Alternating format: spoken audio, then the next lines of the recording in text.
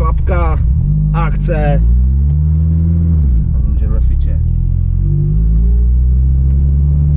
Tady je taková technická pasáž, první pravá, levá, pravá, všechno to na sebe hezky váže, aby se vám to auto pěkně rozlítalo. To jsme viděli. Je vidět, že už jste to párkrát řídil, no. Měl jste s tím pěkně. Občas se svezu. Tady máme takovou dlouhou levou, tady opravdu je potřeba si trpělivě počkat na ten výjezd, ale jakmile se to začne otvírat, už jdu přes plyn a nechám se krásně vynést až k tomu pravému okraji. Tady naopak dobrzdím z levého okraje, beru tuhle pravou a bacha hodně utáhne, takže se snažit furt to tahat k tomu pravému okraji. Ono už nám to pak ty rychlosti moc nepůjde a proto je tam potřeba tu snahu mít, protože tady nás čeká technika levá, pravá, levá a to se dá jet celý pod plynem. Horizont za horizontem klesání doprava. Tady je to trošku na srdíčko, protože tam nevidíte. Ale naopak tady musíme hodně dobrzdit, protože tady je nejpomalejší část naší dráhy, takzvaná vrtule. A tady doporučuji to jezdit takhle po tom pravým vnějším okraji.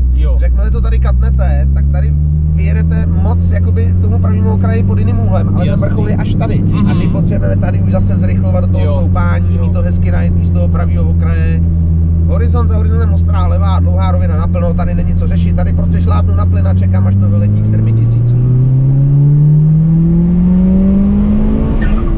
To je ono. Co si rozjedu, to si dobrzdím. Levá, pravá, kratoučká rovina na dorovnání auta.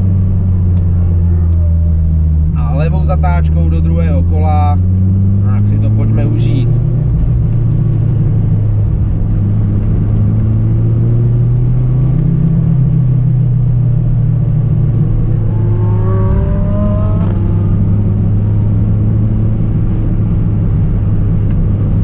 Až se mi to otevře, já už jdu na plyn, až k okraji naplno.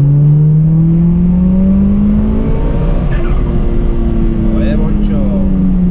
Nic těžkýho, jenom auto. Přesně.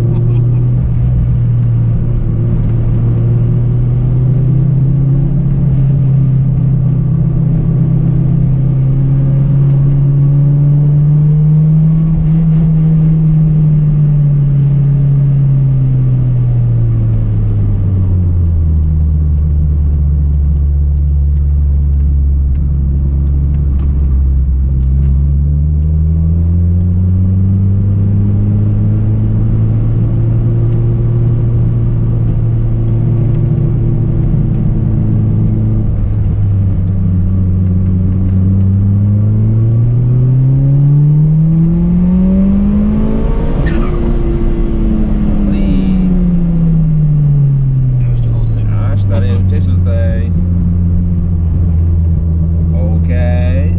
No a 2 kolečka jsou za náma, žlutou bránou ven. A můžete zase až před tribuny. Dobře. A dáme šanci zase někomu dalšímu. Děkujeme moc. No, tohle bylo jiný kavčo.